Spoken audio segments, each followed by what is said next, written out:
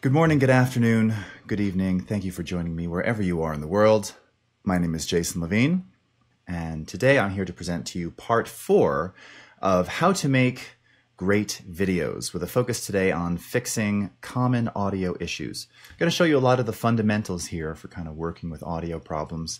And typically, you'd be sending audio from Premiere Pro. Now, I'll show you some workflows in Premiere, but we're going to focus a lot today on working in Audition. Now, if you've never used Adobe Audition, that might sound a little intimidating. This is going to be easy, and I'm going to talk you through sort of the process of understanding different ways to see common audio problems. And yes, you heard me right, to see them, to visually identify them, and then to use some common techniques that you know even from Photoshop to repair those problems. So let's go ahead and start here. And once again, we're going to feature for a couple of these examples this film See You Around, directed by Oren Brimmer. And you can find this short film on Vimeo. It's absolutely hilarious. I highly recommend it to check it out. It's just very funny, and the characters are great. And this is actually one of their original sequences. And we're going to start today just talking a little bit about, again, essential sound and dialogue mixing. Very simple, though. We're not going to go into a lot of detail here. Now, you can also find a tutorial, or I should say, you can also find a tutorial of mine just released on just using the Essential Sound panel in Premiere on my YouTube channel, youtube.com/JasonLevineVideo. That's going to be specific to all the things you can do with Essential Sound. For this, we're going to focus and start focusing here just directly on dialogue. All right, so here we have a scene, our main character here who's visiting with 2 psychologists. And what I want you to do is just take a listen to this kind of clean, raw, unmixed version. Off the top, it sounds pretty good, but I'm going to show you how we can kind of reveal some issues that are in there, and then how we're going to repair them using very simple sliders and techniques using this Essential Sound panel. So take a quick listen to this, and I'm going to mute myself very quickly so you can hear it a bit more cleanly. Here we go.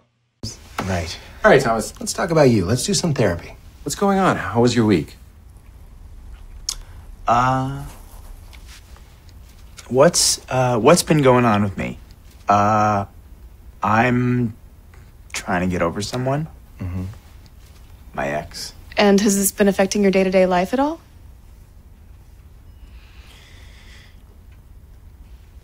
So if you're listening in headphones, if you got your listening ears on in a quiet environment, and I muted myself because, of course, my computer fans while streaming are very active.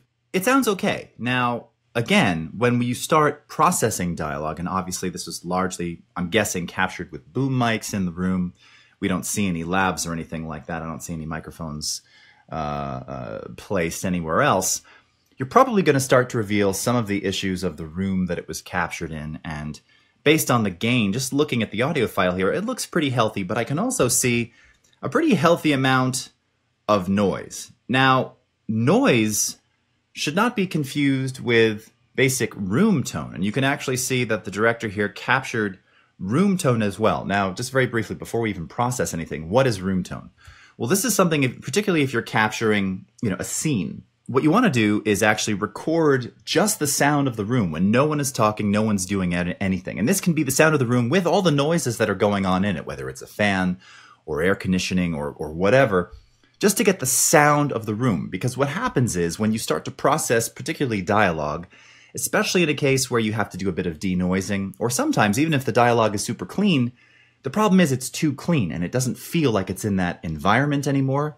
Having room tone, discrete room tone recorded, basically allows you to very quickly and automatically place that character back into the room. Now, as I'll show you here, you can use additional features inside of Essential Sound to further enhance the room, the ambience of the environment you're in, whether it's a small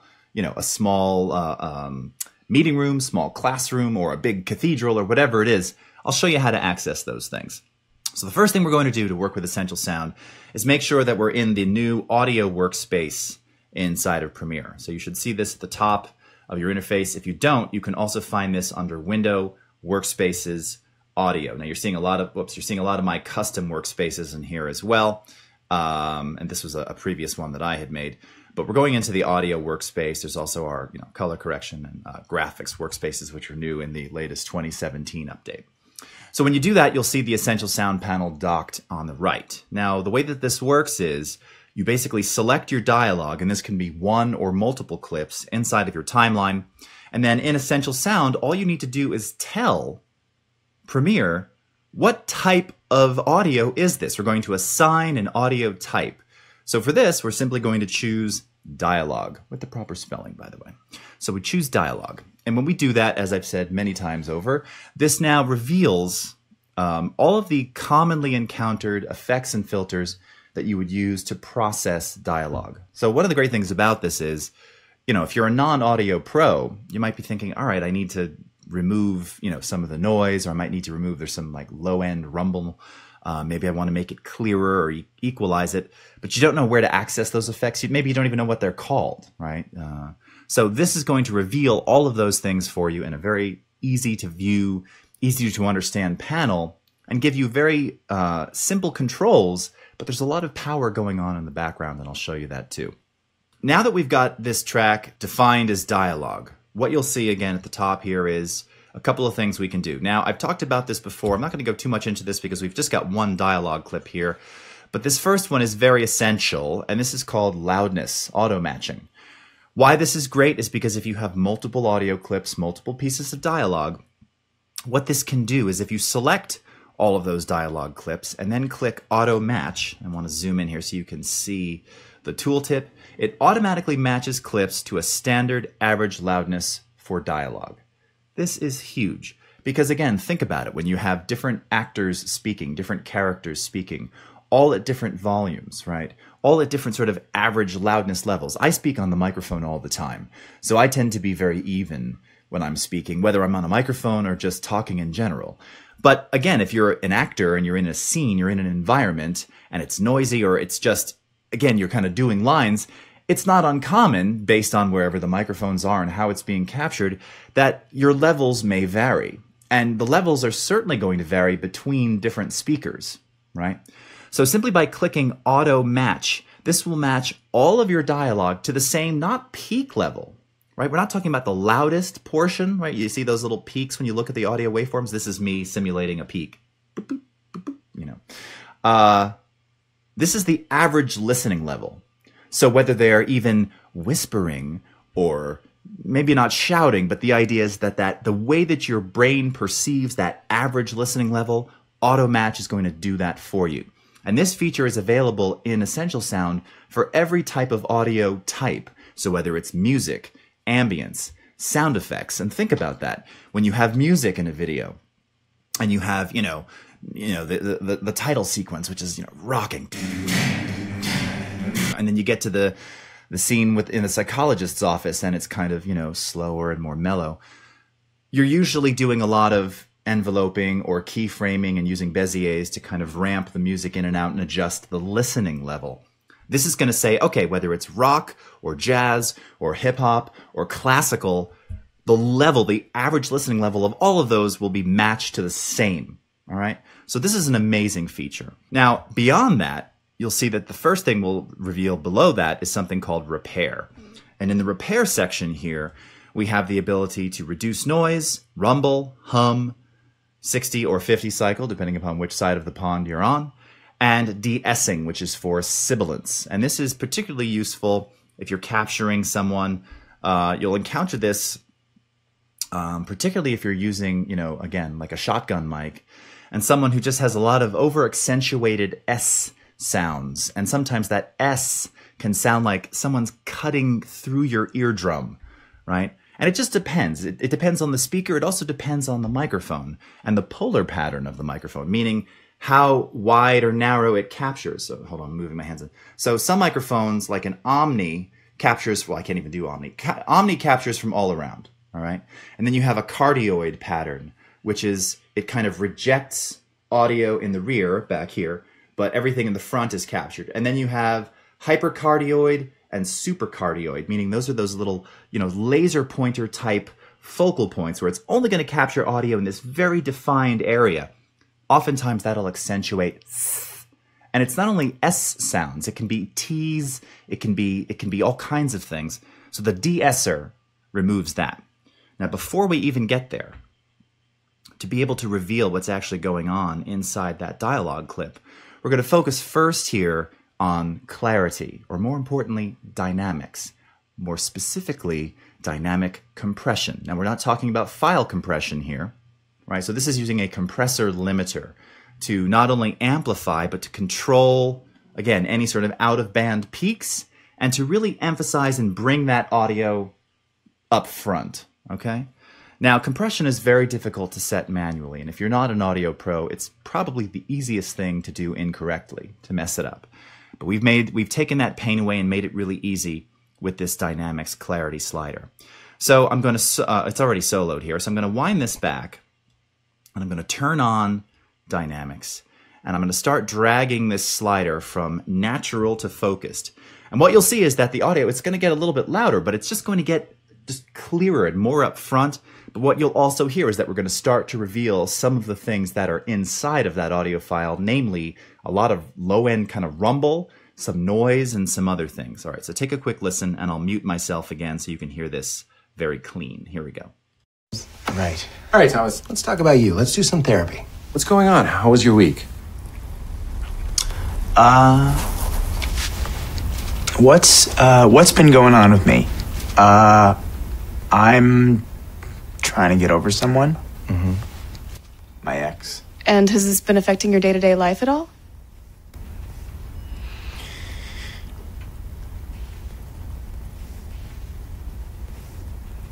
No. Now, obviously, we've got dialogue spaced apart, so you kind of have to imagine all these things closer together. But you can hear that as I drag that slider towards focused, everything came more into focus. And particularly if you've got music underneath, and I'll show you this in a moment, or other elements, what this single slider will do is it's going to let that dialogue, let the voices, let your story, which is what this is all about, sit on top of everything else, right? So without dynamic compression, a lot of times you get that, hi, I'm, like things get louder and softer, and you lose the message, you lose the story. Dynamic compression allows you to solidify that and really keep it focused and sit on top of everything. The more dynamic compression you use, the more your voices, your dialogue can sit on top of everything else in your mix, okay? Now, more importantly, what it did though when we did that, because this is recorded clearly in this room with all this is like a live production capture, you heard all this rumble, right? All this noise going on in the background. So the first thing we're going to do here is attack the rumble, all right? And you can see we've got this reduce rumble slider here. So if I wind this back all the way to 0, let's go ahead and do the same thing here. I'm going to start to play this, and then I'm going to slowly increase the reduce rumble until we get rid of those low frequency sounds. And you can see this can even do a bit of plosive removal. We'll talk about that in just a bit. Take a listen again. And I won't mute myself this time. I'll do it after I kind of find the sweet spot. Here we go. Right. Thomas, some therapy. What's going on? How was your week? What's been going on with me? I'm trying to get over someone. My ex. And has this been affecting your day-to-day life at all?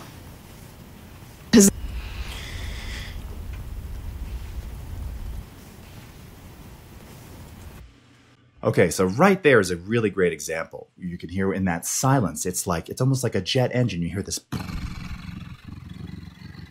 kind of thing going on when the rumbler was taken off. When I put it back on, that's gone, and the voices just come through, all right?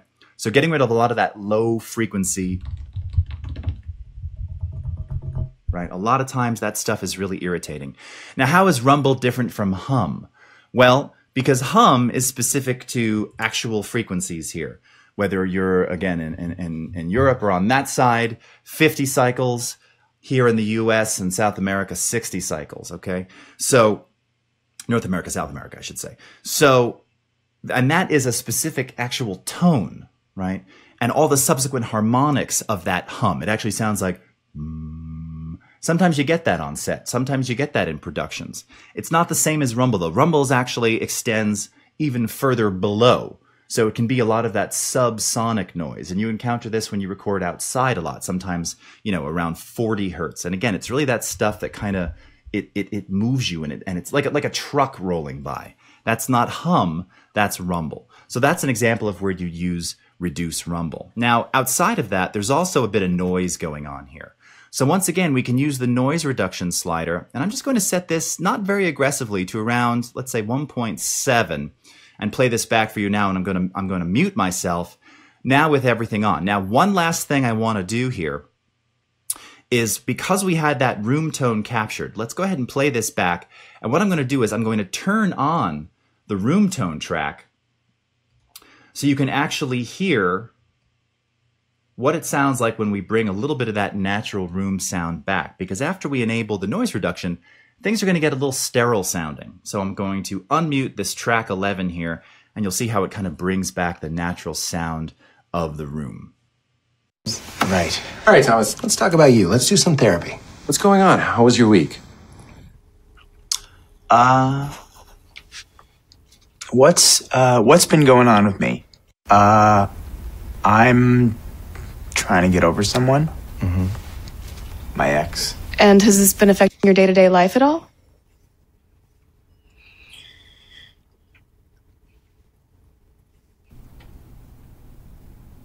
No. Not really. But I'd like to move on. I see. Now, could you hear that? I really hope so. Clearly you could hear that when we turned on everything, the noise was gone, the rumble was gone, the voices were clean, they were all the same listening level, and it was good, maybe a little too sterile. And I showed you the on and off. So when I turned off repair, you could really hear all that. You could hear everything coming back in, right? Cool. And then simply by adding back in some of that room tone. Now you might say, well, didn't you just put the noise back in there? Well, yes, a little bit, but again, just a subtle amount to put you back in the environment. Now, theoretically, you could do the same thing on that room tone and maybe derumble that a bit if necessary, or reduce a bit of the noise. Although I wouldn't recommend that on room tone, because that's the natural sound of what's going on in there. And particularly in a scene, in a film, that's okay. 20 years ago, when noise reduction was kind of new, there was a tendency to overdo it, to make things super sterile. Now, one thing that you can do to, again, further enhance the environment that the actors, the speakers are in, I'm going to drop the room tone just about a dB or so, is that we also give you the option here to add some room reverb. And you can see it here under Creative. And if I enable reverb, now let me go to this little twirl down, you'll see that there's a whole bunch of presets that we give you here. Auditorium, church, outside the club, small dry room, thickened voice, warm room, warm voice. Now, again, these are just some suggested presets. If we go to something like small dry room, let me go ahead and wind this back. I'll start with nothing and then I'll increase it, and you'll see that you kind of have to find a good spot. Now, I particularly like to add a little bit of small dry room or something similar, and I'll show you how you can have more options to these kinds of scenes, particularly if it's going to be shown like in a theater. It just really makes everything kind of pop and jump out and seem a little less dry, a little less sterile, because it's a dry room. So take a quick listen to this and you'll hear what I'm doing. And I'll kind of go extreme and then I'll dial it back. Here we go. What's been going on with me? I'm trying to get over someone. My ex. And has this been affecting your day-to-day life at all?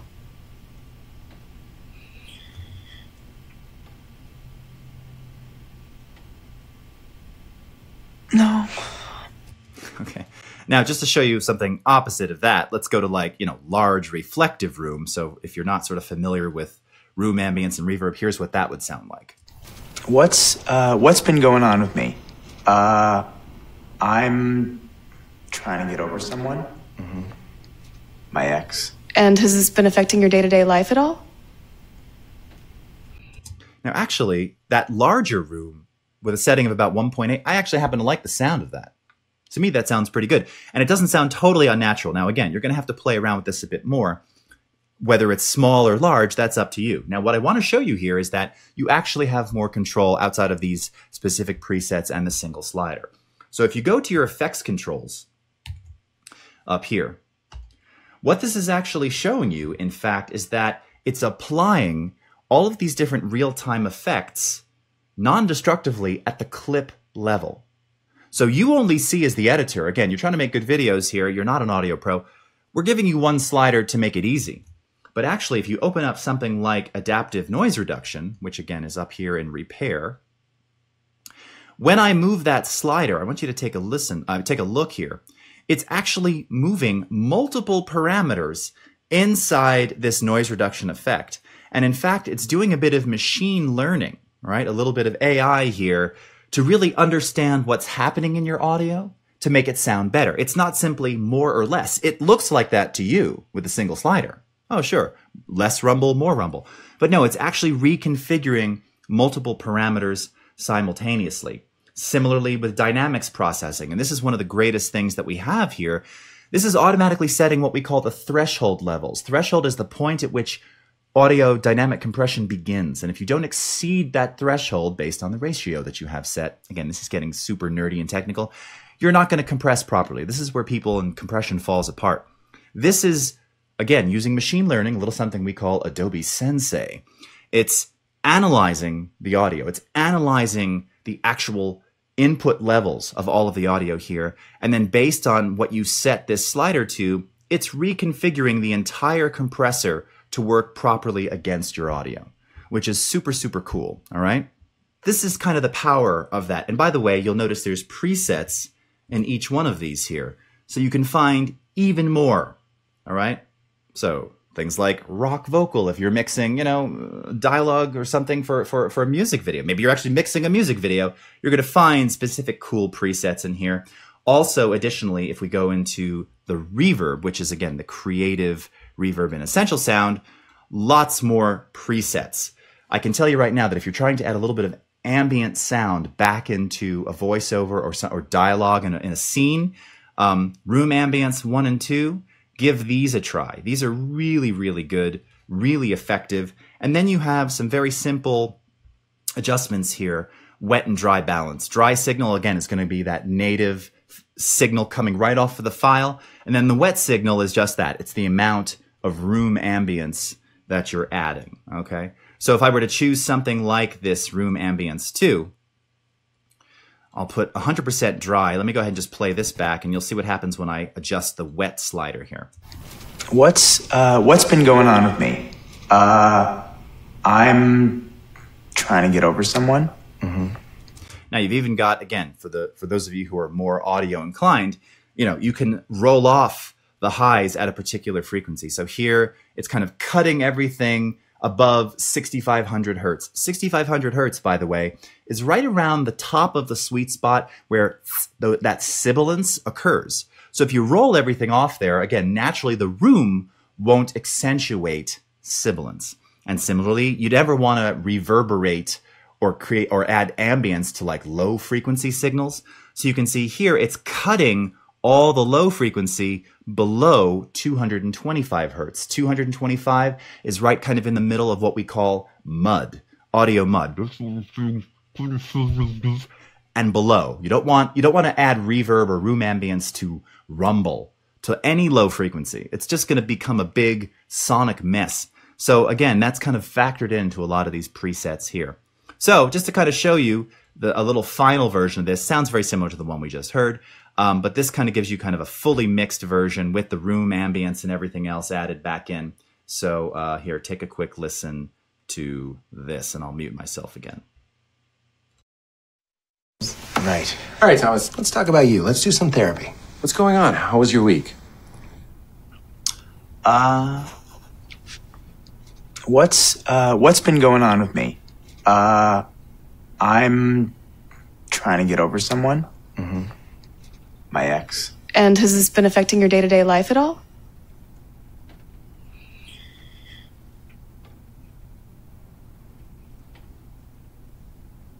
No. Pretty cool, right? All right, so moving on. Do we like essential sound? Now, I spent a lot of time in here, so I hope you use this. All right, so now we're going to bounce out of Premiere and just assume that I've sent over audio to Audition. This is a really cool feature. So you have a couple options here. If there's something that you can't fix on the Premiere side, you can send that audio directly to Audition by saying Edit Clip in Adobe Audition, okay? You also have the ability to send the entire sequence with dynamically streamed video from the Premiere Pro timeline by going up to the Edit menu, Edit in Adobe Audition, Sequence, okay? And this will actually package up the entire sequence. It'll send the video via dynamic link, meaning that there's no render involved here. It's super fast. You can add audio handles, and then it'll actually transfer any audio clip effects that you have or track effects as well. Remember, Essential Sound is working at the clip level, but if you added effects in the audio track mixer, all of those will carry over non-destructively over to the Audition side, even including third-party VSTs. So I've already done some of that and sent some clips over to Audition. And the first one I want to show you here kind of fixes the problem that you will likely encounter if you do a lot of audio capture, which is digitally clipped or over-modulated audio. Now, what does that sound like? Okay, well, this is from an interview that I shot a couple of years ago. And my sound guy, who was very good, was watching the meters in Audition, but he wasn't watching the actual input level on the device, which was actually clipping. And when you have clipped audio, as you can see here, the waveform will appear flat-topped, squared off. And that is not good. It should look kind of free-form and more waveform-like. And if we zoom in all the way, you'll see that there's actually, it really does square off in certain sections here. So we got to repair those squared off bits. So here's what we can do. Take a quick listen to this. I'm going to mute myself so you can hear what it sounds like. And in this case, let me just play back a little bit of this for a second here. Filling in for Johnny Carson and actually interviewing. Okay, so where he says actually interviewing. Johnny Carson and actually interviewing. All right. And then again over here, he says on the couch. On the couch. There's a bit of distortion. And then over here, he says Kurt Gowdy. Kurt Gowdy. All right, now I'm going to mute myself so you can hear these very discreetly and actually hear the distortion that's happening. All right, take a quick listen to this. Johnny Carson and actually interviewing the Beatles. Johnny Carson and actually interviewing the Beatles. On the couch. On the couch. Minor. Kurt Gowdy. Kurt Gowdy. Kurt Gowdy. Now again, if you're listening to this in headphones or kind of on a nice, loud, quiet system, you can actually hear when he says those words, you can hear the distortion. It gets a little crunchy, you know. You can actually hear that kind of crunchy, distorted, over-modulated sound. Now, digitally, when we capture audio, we're working in what's known as a negative logarithmic scale, meaning that if you're capturing 24-bit, which most of your devices, whether you're working with a Zoom or a Tascam or any flavor thereof, usually will capture audio at 24-bit resolution. What that means is that you have approximately 140 decibels of dynamic range. And that negative logarithmic scale means that minus 140 or minus infinity, as you'll often see, and you can see that inside of Audition's waveform display here, that is the quietest signal, right? And 0, again, represented by the top of the scale here, is the loudest, okay? So there's no +1, +10, +50. That's the analog days. Digitally, 0 is as loud as we can get, and we never want to be at 0. You never want to be at 0. I've seen some tutorials like, yeah, oh no, you can go up to 0. You can. Don't. It doesn't buy you anything. Your brain can't even interpret a change in amplitude that's less than a dB, just FYI. So if you're trying to crunch everything up to 0, it doesn't matter. You could be at minus 1.5, and between minus 1.5 and 0, your brain's going to hear it pretty much the same, all right? Give or take, a quarter or 1/10 of a dB, whatever it is. So when you heard those sounds, I did turn my mic back on, right? Okay. When you heard those sounds, how do you fix them? Well, we have something in Audition called the Diagnostics panel. Now, once again, you may not see it already docked. You can find it under the Window menu, Diagnostics, all right? And in the Diagnostics panel, we have something here called the DeClipper. You will also find the DeClipper, all right? Now, for this, because we have digitally clipped audio, we're going to use the DeClipper. Now, once again, one of my favorite things, and Terry White says this all the time, presets mean goodness.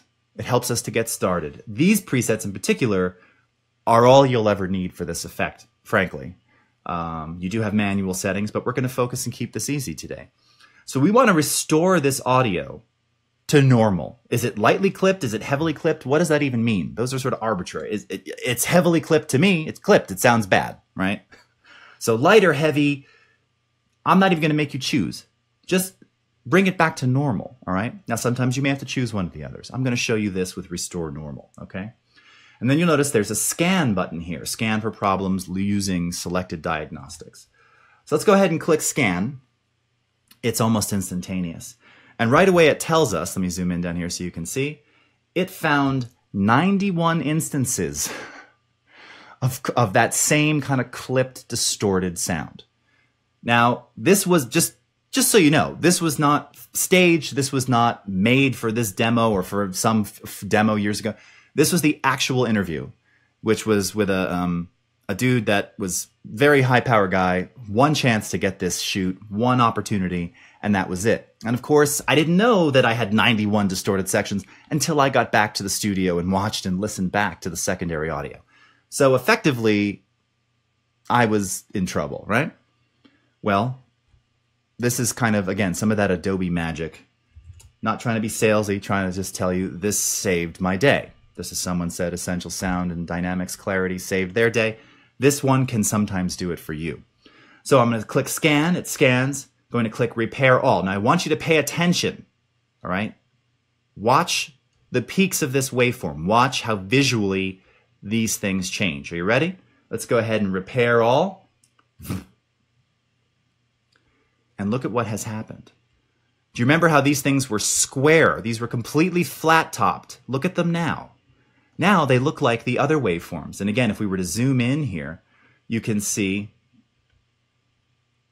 that it looks like it should, right? Before it was very jagged. It didn't look right. It was wrong. It was digitally distorted. It was digitally clipped. So now let's take a listen to these. And again, I'll mute myself and you can hear it. And what I'll do is I'll play them back through. I'll undo, redo, and let you hear it again with my sound off so you can really hear what this did. Take a quick listen. For Johnny Carson and actually interviewing the Beatles on the couch, you know, Kurt Gowdy.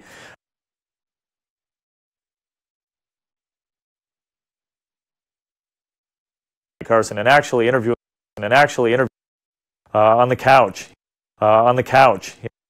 Kurt Gowdy.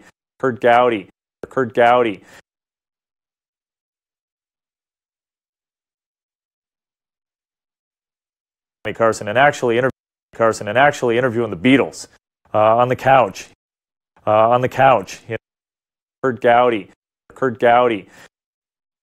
Now, if that isn't Adobe magic, I don't know what is. Now, is this going to work on everything?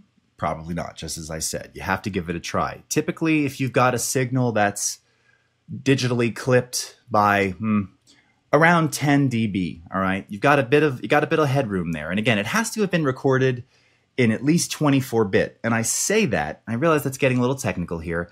A lot of your devices, including your Zooms and your Tascams and even like Key Pros and things, will give you options to record your audio in 16-bit. Here's something that I'm going to say definitively. Don't ever do that. Yes, the files will be smaller. The problem is, it is basically the audio equivalent at 16-bit of it's not really JPEG. Like, I wouldn't say that 24-bit is RAW and 16-bit is JPEG, but it kind of is because you're limiting your dynamic range significantly by nearly 50 plus dB. And what that means is when you have clipped signals, if you try and repair them, the repair may not be as successful. So you want to make sure at a minimum you're always capturing your audio at 24-bit. You can see we're working natively in 32-bit float. That's what Audition works in natively. That's what Premiere Pro works in natively. It can work on 16-bit audio. I'm just telling you that typically you want that to be 24-bit, 32-bit. You're going to get better results. All right, so that's a bit of declipping. Now, in the description today, it talked about how to remove the sound of a siren. Okay, so I found a demo file that we had from a couple years ago from this documentary about Danny Way called Waiting for Lightning, directed by Jacob Rosenberg. And this clip actually had a siren in it. Take a listen. And here we're using what's called our spectral frequency display. This is showing frequency over time. Take a quick listen to this.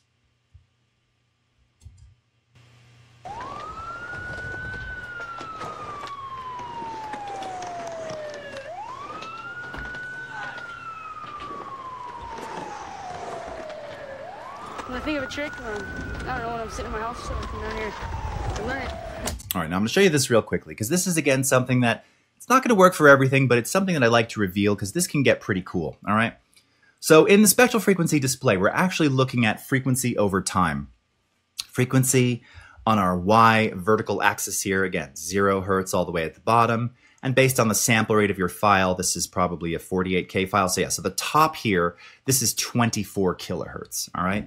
And then the colors that you see represent amplitude. The brighter the color, the louder the amplitude at that particular frequency. The darker the color, the quieter the amplitude at that particular frequency. And then you have all the gradients in between. So using some of our Photoshop style tools, you'll see up here that I have a spot healing brush, got a paintbrush. And if I choose my paintbrush and I adjust my brush size up at the top here, I'm going to identify and tell Audition exactly where that siren lives. And because I want to focus on the area here where he's talking, let's go ahead and start painting over the siren like this. All right.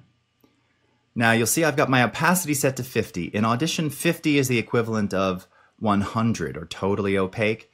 So the more that I kind of roll over this, I want to kind of fill in all the gaps here. All right. Just like that. Now, I can then go up to Effects, or I can right-click or control-click, and I'm going to choose Learn Sound Model. Okay? And that's going to be captured, and it's going to learn the sound of that siren. Effects, Sound Remover, and this is what I wanted to really show you. Remove siren. Less artifacts. That's what I was going to show you with the dialogue there. To show you how we can really improve the sound of that. So let's turn that on. Let's go ahead and play this back now. And you can automatically hear that that siren is just, it's gone, right? Now let me just go ahead and increase the refinement passes here automatically. And let's turn down the complexity and play this back again.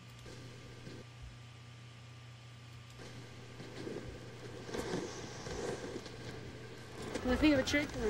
I don't know when I'm sitting in my house around here. I learn it. All right.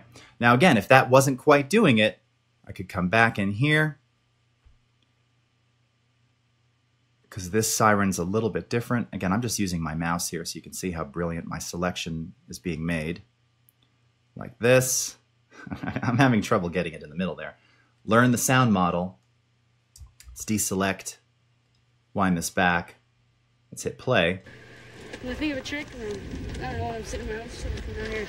I learn it. All right. Here's the before. I think of a trick. I don't know when I'm sitting in my house. All right. And here's the after. And we can even turn on Enhance for speech. I think of a trick. I don't know when I'm sitting in my house around here. I learn it. All right. It's definitely better, right? And we even have a preset to remove sirens. Ringing cell phone removal. That's going to be if your phone uses like classic ringtones.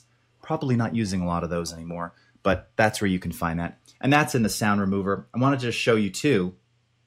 This is kind of something you're probably not going to run into very often, but here we have some ambient noise, crickets and tree frogs.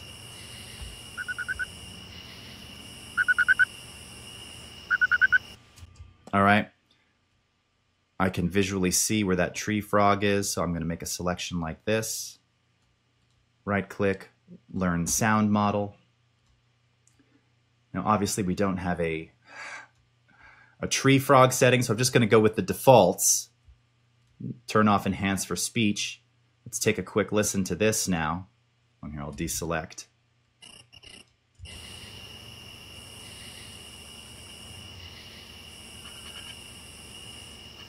Now again, these were a little more complex, so I might have wanted to have selected these because they have more going on in this kind of upper mids. So we could make additional selections, right? But again, the before and the after. I mean, it's just gone, and there's no weird artifact. Like I said before, if we wanted to tackle this, I could make my selection like that, hold down Shift.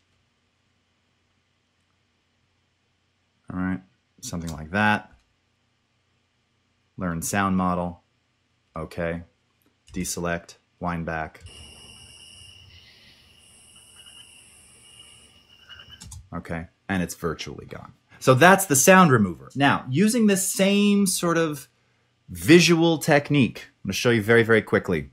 So I've shown this example a million times. I don't have any more examples of wind, so if you've heard this before, sorry. This is a friend who gave this to me, someone that I met at IBC, the IBC convention in Amsterdam years ago, and he had a lot of wind issues. Take a quick listen to this. En op 28 mei 1932, 's middags om 2 minuten over 1, werd op deze plaats onder getoeter van de sleepboten en gejuich van de dijkwerkers. Okay, so once again, we have a lot of noise. And when we're looking here visually, we can start to begin to identify with our eyes where the noise lives. And this is a very cool technique that you're going to want to revisit and probably rewatch this to really understand how this works. So the way that you tackle wind is that you need to divide it into the different types of noise that are present. Specifically, low-end rumble, which is often a common thing with wind. You get that kind of sound. And then you have the very high-end wispy kind of wind. And then you have everything that's kind of in the middle. And that's why wind is so hard, because a lot of the fundamentals of windiness live right in the same center frequency fundamentals as the human voice. Darn you, wind.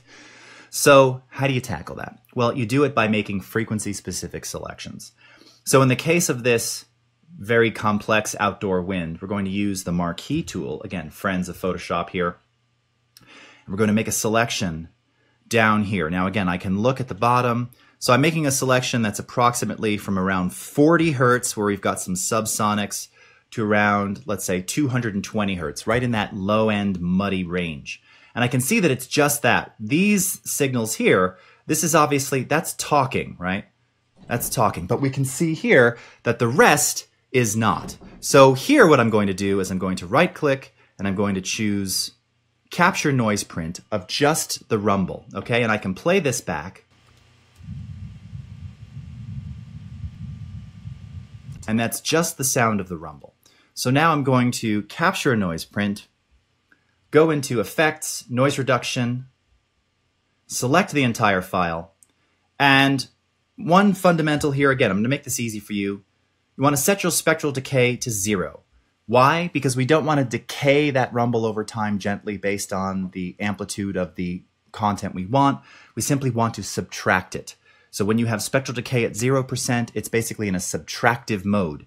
And then you're going to use your noise reduction slider to control the amount, how much. Now, because we're running out of time, I'm going to set this to around 80, let's do around 88%, click Apply. Now, the genius behind this effect and what it does, which you can see here, is that it actually removes the rumble, but it doesn't touch the low-end fundamentals of his or her speaking voice. So now when we play this back...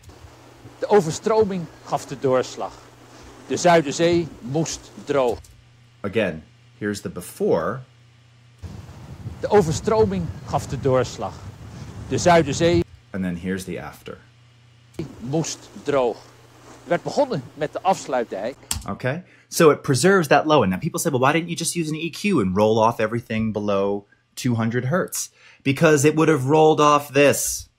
It would have taken this away. And for someone like me, especially who has a lot of low-end fundamental, I want to keep that there. I just want to get rid of the rumble. So again, you can do that. Now you also have the ability, you can see there's some stuff going on at the bottom down here. I can select something like that, which is some weird subsonic tone, and I can actually hit delete. And look at that. It just takes it out. That's right, friends. I can actually delete it out. You can see there was like some weird carrier tone going at like 40 hertz. Delete. And just get rid of all of that. Now, similarly, again, to tackle some of that mid and high range noise, I want to find a section that's just the noise itself.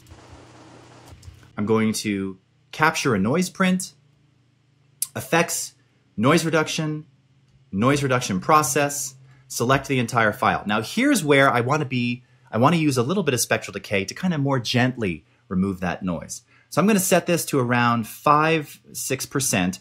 Typically, I'll recommend anywhere from 5 to 20% for that mid-range noise.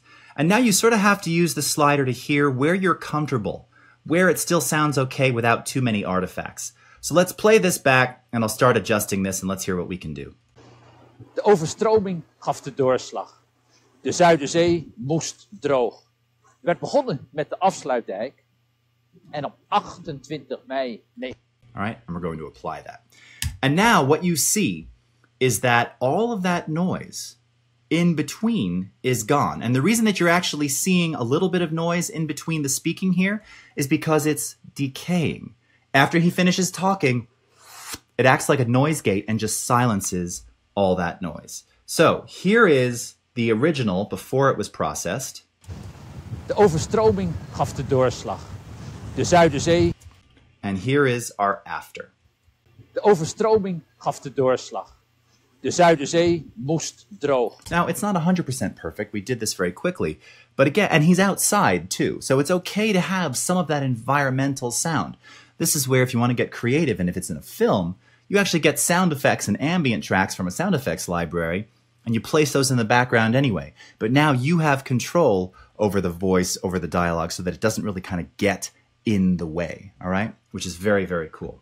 All right, so for the very last thing that I'm going to show you here, let's go ahead and show you Adobe Audition Remix, okay? And again, this allows you to dynamically recompose music to fit any audio duration, and you don't even have to do the editing yourself. It's going to do it all for you. So let's go ahead and select this, again, See You Around project here, where I have a soundtrack of a band playing. All right, here we go. All right, and here's our video. Again, you've seen this scene before. And down here we have some music. All right, let's take a quick listen. All right, I'm going to go in my Essential workspace here. And just as we saw before, I'm going to set this and tell it that this is in fact music. All right, so when I choose music, now you're going to see that there's an option here to adjust duration. And we can use remix or stretch. Stretch will do just that. It's going to use a stretching algorithm, so it won't affect pitch, just the duration, but sometimes stretching can make things sound a little bit weird. So I want to take this and I'm going to choose remix. When I click on remix, it's going to analyze the duration of the audio and it's going to analyze the beat structure and the harmonic structure. And it's going to figure out good areas to actually edit this music together. So here we have 1 minute and 32 seconds. Let's say that I wanted to make this 45 seconds in length. So I'm going to readjust this or maybe make it 40 seconds in length. When I do that and I type in the new duration, now what you see, these little wavy lines, is it's automatically created an edit point for me. So when I play this back, this should sound totally seamless and just kind of work. Take a quick listen.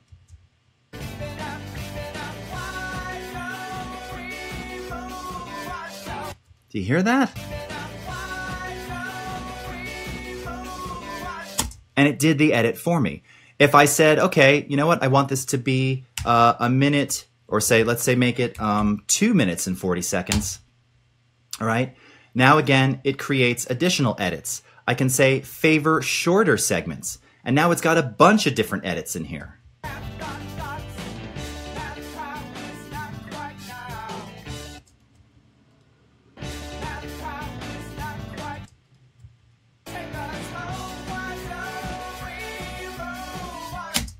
What? Yes, and it made it the exact duration that I need.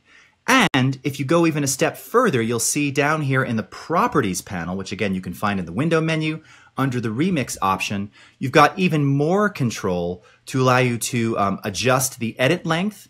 So shorter edits or longer edits, you can determine what they are by default here. Because I had favor shorter segments, it's going to 20, but you can make those segments even longer. You can tell it to focus more on the beat structure or the harmonic structure. You can say a minimum loop duration. So I don't want you to do an edit that's any shorter than 8 beats long, or even adjust the slack 5 seconds, you know, at the top or tail.